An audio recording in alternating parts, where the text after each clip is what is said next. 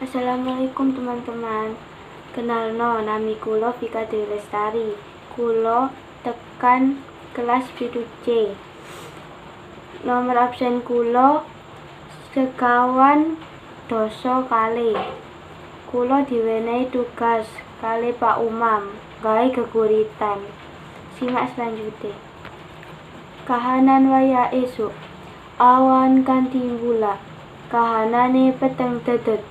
Kabeh padha keblowok turu kepati, tanpa raga tanpa swara, ora watara suwe, wengi sing kumlekat, karosane ilang tanpa tilas, kasentor ubdik katon gagah, sapungkure iku ngundang eton gedhe ngancik wayah esuk, kamiyak sunaring srengenge, kabeh padha tangi. Kabeh padha bungah, kabeh kewan sumringah, kembang-kembang semburat maneh. Assalamualaikum warahmatullahi wabarakatuh. Jangan lupa like, comment, and subscribe.